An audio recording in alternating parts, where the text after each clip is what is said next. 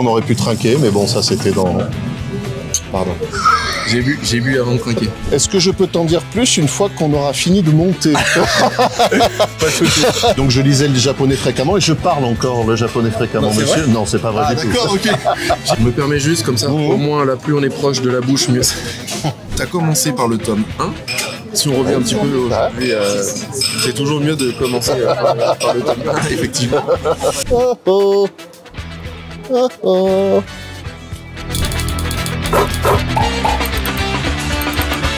Bon alors Raoul, du coup c'est cool que tu sois venu à Lyon. Donc là on est à Lyon, on est tout proche des bureaux de Bambou Édition, enfin de la maison d'édition Bambou. Ouais. Et donc, du coup tu es venu à Lyon pour faire dédicaces et atelier dessin. C'est ça, c'est exactement okay. ça. Comment s'est passé ce périple pour venir jusqu'à Lyon? Bon, ça s'est plutôt bien passé. Bon, c'est pas la première fois que je viens sur Lyon, hein. Je suis déjà venu pour le festival BD à Lyon, mais c'était il y a un petit moment. Ok. Donc c'est pas réellement une découverte. Je suis vraiment pris en charge, je suis dorloté. Alors que demander de mieux? C'est vrai. Hein? C'est vrai. Et du coup, est-ce que tu peux te présenter? Parce que là, du coup, il y a des gens qui vont regarder cette vidéo, ce format petit vlog sympa. Oui. Et l'objectif, c'est vraiment que tu te présentes et que tu te présentes au monde. Eh bien, écoutez, je m'appelle donc Raoul Paoli. Ouais. J'ai 40 ans et des brouettes. Donc, très important, le et des brouettes. Oui, voilà, et des petites brouettes. Et je suis auteur de bande dessinée. Je suis l'auteur du Monde de Charline chez Bambou Édition, accessoirement papa de la vraie Charline. Alors, est-ce que tu peux nous en dire un peu plus sur le Monde de Charline? C'est quoi? Est-ce que je peux t'en dire plus une fois qu'on aura fini de monter? Pas de soucis. On monte l'escalier et on vous reprend juste après. Du coup, c'est bon les amis, on vient de monter les escaliers et on vient d'arriver au restaurant. On s'est posé, petit verre d'eau, important de s'hydrater. Oui, on aurait pu trinquer, mais bon, ça c'était dans... Pardon. J'ai bu avant de trinquer. Ouais. Ah, attends, je me permets juste comme ça, au moins là, plus on est proche de la bouche, mieux c'est. Alors du coup, le Monde de Charline, c'est quoi? Alors le Monde de Charline, c'est une bande dessinée qui raconte de manière un peu fictive, mais pas seulement, les aventures de ma fille au quotidien. Comment t'es venue cette idée en fait de créer cette bande dessinée sur ta fille, sur les bêtises de ta fille en fait au final? Cette idée m'est venue quand, je crois que c'était en 2021, c'est quand ma fille un jour est revenue de l'école, quand elle était en grande section, et qu'elle nous a raconté une histoire abracadabrantesque sur sa journée. Et je me suis dit, c'est pas possible, il faut absolument que j'en fasse une petite BD. Donc j'en ai fait une courte BD d'une dizaine de cases que j'ai commencé à poster sur les réseaux sociaux. Et puis sans faire un buzz mondial, ça a porté un peu ses fruits. Je voyais que les gens se retrouvaient dans cette anecdote-là avec leurs enfants. Et puis il y a eu des petits relais, etc. Donc ça m'a poussé à continuer. Et puis je me suis toujours dit, un jour quand même, il faudra que j'essaye de faire un dossier éditeur, un vrai dossier éditeur pour essayer d'en faire quelque chose, d'en faire une version papier. Et puis c'est fin 2023 que je me suis lancé dedans. Début 2024, j'ai envoyé les dossiers à différents éditeurs. Et puis voilà, le contact s'est fait avec Bambou pour finalement signer ensemble. C'est top ça, c'est top. Ouais. Et si on revient un petit peu plus sur ton passé, toi, comment t'as découvert en fait la bande dessinée, le dessin?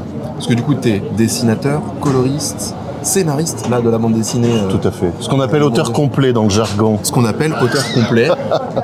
Et donc du coup, comment t'as découvert la bande dessinée et qu'est-ce qui t'a donné envie de faire ça justement?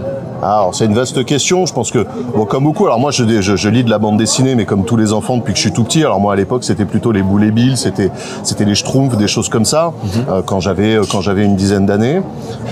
Donc j'étais surtout fan de Boules et Bill, hein, ça j'en ai un souvenir assez net. Après j'ai découvert le manga, mais c'était un petit peu plus tard, aux alentours de mes 15-16 ans. Alors une époque où le manga on l'avait moins facilement que maintenant, il n'y en avait pas à tous les coins de librairie. Effectivement, maintenant que c'est bien démocratisé. Hein. Ah bah maintenant oui, maintenant t'en trouves partout, mais à l'époque non seulement t'en trouvais difficilement, et puis tu les trouvais pas traduits en français, donc c'est pour ça. Donc tu lisais le japonais. Donc je lisais le japonais fréquemment et je parle encore le japonais fréquemment, non, monsieur. Vrai non, c'est pas vrai du tout. D'accord, ok. J'y ai cru. T'as vu, je suis convaincant. J'aurais dû continuer. J'aurais dû continuer. Pas du tout. C'est plutôt par la découverte du manga que j'ai commencé vraiment à m'intéresser à la narration bande dessinée, en fin de compte. Et puis c'est venu petit à petit. Je crois que je crois que j'ai vraiment commencé au début des années 2000, c'était en 2002 ou 2003, que j'ai vraiment commencé, je veux dire, à travailler avec l'ambition vraiment d'en faire quelque chose. Au début, j'ai contacté quelques fanzines, donc je suis apparu dans différents fanzines, que ce soit dans la région dans laquelle je suis, donc la région Nouvelle-Aquitaine, ou à Marseille, ou sur Paris. Donc différents fanzines à droite et à gauche, jusqu'à ce que je rencontre le site 30 jours de BD, dont les gens ne se rappelleront peut-être pas. C'était un site qui proposait de diffuser des auteurs et qui devait réaliser une bande dessinée. Donc tu avais une bande dessinée inédite tous les jours du mois avec des roulements en fonction des auteurs. Et ça permettait d'avoir une belle vitrine effectivement au niveau de la visibilité. C'était à l'époque où les blogs étaient encore assez réputés avant l'arrivée des réseaux sociaux, etc. Et puis c'est par l'intermédiaire de 30 jours de BD que j'ai rencontré ma première maison d'édition et qui m'a permis de sortir mon premier album qui s'appelait Définition, parce que maintenant il est plus dispo. Et alors du coup, donc tu as fait ta première BD et après tu as continué. En tout, tu as fait combien de bandes dessinées? Alors en tout, j'en ai fait, officiel, à titre d'éditeur, j'en ai fait 7, il me semble. J'ai travaillé aussi pour des entreprises, à compte d'entreprise, donc c'est quand même deux choses différentes. Alors c'est quoi à compte d'entreprise? À compte d'entreprise, tu travailles tout simplement. Là, en l'occurrence, c'était pour une entreprise qui travaille dans l'énergie, tout ce qui est chauffage, etc. et qui voulait travailler avec ses employés sur la sécurité au travail. Et qui m'a tout simplement demandé de faire une bande dessinée qui expliquait un petit peu les différents dangers qui étaient inhérents à leur métier. Puis en bande dessinée, donc à titre d'éditeur, oui, 7 ou 8, je sais pas exactement. Ça doit être 7, je pense. Ok, voilà. En tout. Tu as commencé par le tome 1. Si on revient un petit peu aujourd'hui, c'est toujours mieux de commencer par le tome 1, effectivement. T'as pas tout mis dans le tome 1. Comment tu trouves tes gags pour le tome 1, pour le tome 2? Comment tu as réussi à trouver tous tes gags là, pour ces bandes dessinées pour les 2 tomes? Le tome 1, il est plus, je pense que les gens pourront assez facilement se retrouver dans leurs chaussures en fait, pourront rapidement trouver en fait des similitudes avec leur propre vie, leur propre expérience avec leurs enfants. Donc c'est pour ça qu'on retrouve dans le tome 1 quand même beaucoup de situations vraiment du quotidien. Comment j'ai trouvé les idées? Il y en avait déjà que j'avais trouvé avant, comme j'expliquais quand j'ai commencé sur les réseaux sociaux, j'avais fait toute une série, j'en avais pas écrit réellement, mais j'avais fait des petits storyboards, etc. Donc j'avais déjà tout un panel d'histoires quand même qui était déjà prête. Et puis après, c'est soit les observations avec ma fille, ses copines, nous au quotidien, ou soit des choses après que tu vas imaginer. C'est un petit panel de tout ça. Tout ne vient pas exclusivement de ma fille, même si on est très très proche de la réalité, encore une fois, dans le caractère de Charline qui est très proche de celui de ma fille. Tout ne s'est pas passé exactement comme ça. Donc je pioche un petit peu à droite à gauche. Et le tome 2, quant à lui, va être peut-être un peu plus fictionnel. On va rester quand même sur du quotidien, entre Charline et nous, etc., avec ses copines. Mais on va peut-être s'accorder un peu plus de folie, voilà, un peu plus de liberté que dans le tome 1 pour proposer aussi autre chose. À côté de la bande dessinée, tu fais autre chose aussi?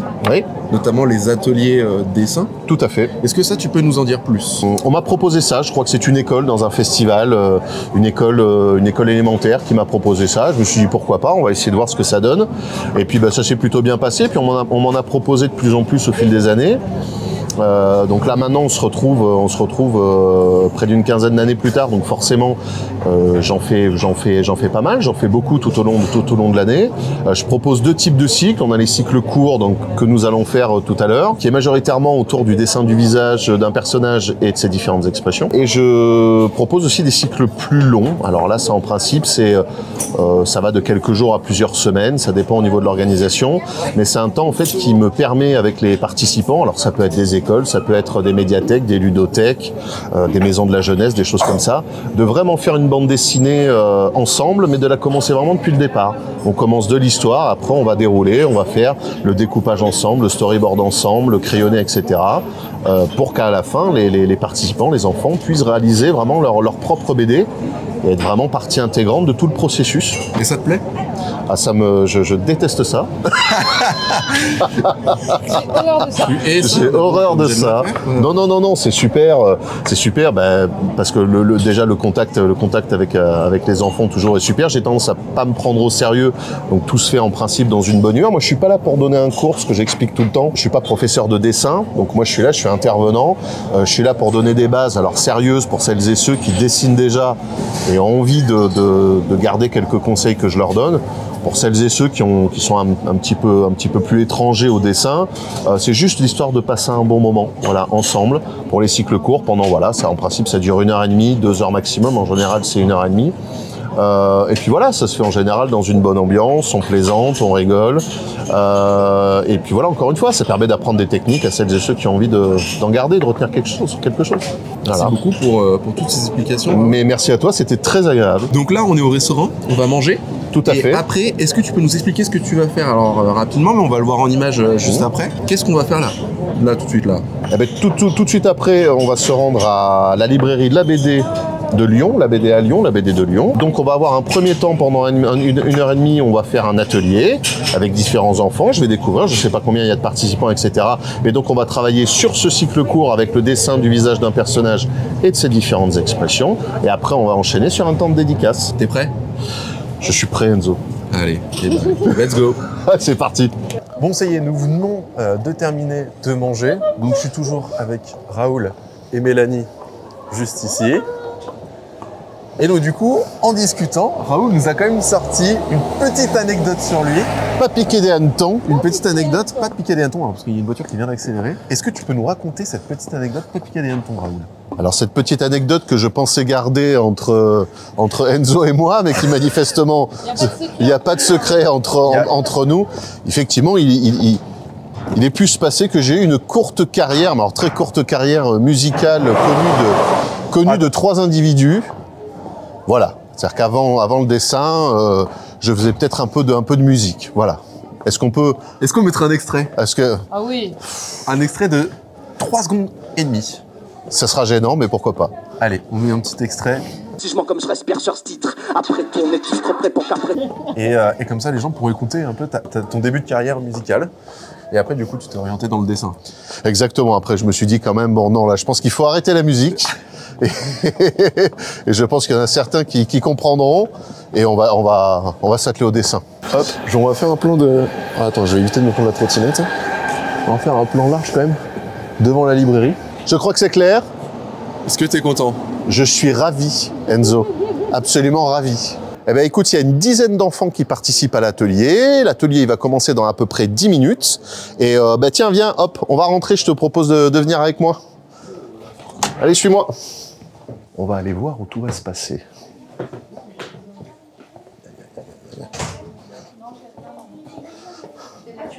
Là, tout se passe ici. Donc là, tous les enfants vont pouvoir se mettre ici, normalement. Là, ici, il y a le paperboard sur lequel je vais travailler. Je ne vais pas trop dévoiler ce qui va se passer parce que ça sera la surprise. Et donc, ça commence dans 10 minutes. On va commencer à s'installer. Ça va? Bien. Ah, c'est un peu mieux, ça commence pas mal. Bon, est-ce que vous savez qui je suis? Et surtout, est-ce que vous savez ce que je viens faire là? Vous savez qui je suis? Raoul, je sais, ben, je suis Raoul Paoli, c'est moi qui fais ça. Je sais pas si vous avez vu. Ça, c'est mon dernier album. Je fais Le Monde de Charline. C'est l'histoire de ma fille, en fait. Vous voyez. Là, je suis là avec mes lunettes de soleil. Je fais l'imbécile. Voilà. Ça, c'est moi qui fais ça. Qu'est-ce que je viens faire avec vous, là? Vous savez un petit peu ce qu'on va faire? Yes. On va s'entraîner à dessiner. Oui, c'est ça. Mais est-ce que vous savez ce qu'on va faire exactement comme dessin? Qu'est-ce qu'on va voir, là, ensemble? Yes. Ah, tu penses qu'on va faire des images du livre? Alors, c'est presque ça. Je vais vous montrer. Alors, ce qu'on va apprendre à dessiner ensemble, c'est le visage d'un personnage et on va travailler sur ses différentes expressions. Ça vous va? OK. Même si ça vous va pas, de toute façon, c'est ce qui est prévu. OK? Ça marche. Alors, pour l'instant, vous n'avez besoin de rien. D'accord? La seule chose dont vous avez besoin, c'est de me regarder. Alors, je sais qu'Oscar dessine super bien parce qu'Oscar me l'a dit. On va faire un rond parce que c'est le plus fastoche. OK? Vous avez vu, c'est un rond, mais alors je l'ai vraiment fait à la va-vite. Ce rond, ça va être la tête de notre personnage. D'accord? Pareil, le visage. Premier truc, on va le séparer en deux comme ça. Facile pour l'instant? C'est pas trop dur? Non? Alors maintenant, comme le personnage il regarde là-bas sur le côté, on va dessiner des petits traits aussi, mais un petit peu sur le côté, comme ça. Vous voyez, les traits, ils sont pas au milieu, ils sont un petit peu sur le côté. OK? Là, maintenant, on va pouvoir s'amuser. On va pouvoir commencer à placer les différents éléments du visage. OK? Donc, on va lui faire une seule oreille. Alors, l'oreille, c'est facile. On va dire que le petit pointillé ici, c'est comme s'il avait des lunettes. OK? Donc, on va suivre le pointillé ici. On va faire un grand C, un petit C. OK? on comprend que c'est une oreille, on comprend bien que c'est pas un vélo, d'accord? Donc les sourcils, comme il est content, on fait ça. On va lui faire des cheveux un peu en pétard comme moi, là, tac. On va lui faire ça, on va lui faire ça. Ce qu'on va faire pour lui donner un petit peu plus de style, c'est qu'on va juste reprendre le bas du visage, on va lui faire une petite joue qui part comme ça, on va enlever ce qu'il y a en trop, et on a notre personnage.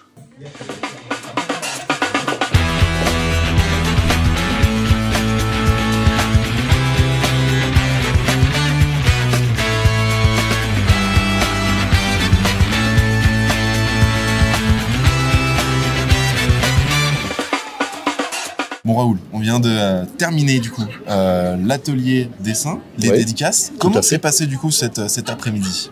Bah, ça s'est très très bien passé, on a eu beaucoup de monde, il y a eu beaucoup d'enfants, un petit peu timides comme d'habitude, et puis on a enchaîné sur une séance de dédicaces qui, ma foi, s'est bien déroulée aussi. Ouais. Donc une après-midi bien remplie, en bonne compagnie. Merci beaucoup à Mélanie qui est juste ici. Hop. C'est moi. Voilà. Pour l'organisation justement de cette journée. Ah, ouais, c'est bon, la caméra elle tient. Je pense qu'elle tient. Merci à toi Raoul pour ces merci à vous, merci à tout le monde. J'ai passé une super après-midi, super journée. Et puis du coup, rappel, quelle est ta BD? Qu'est-ce qui sort Alors Le Monde de Charline, le tome 1 qui est disponible, et puis le tome 2 qui sort le 30 avril.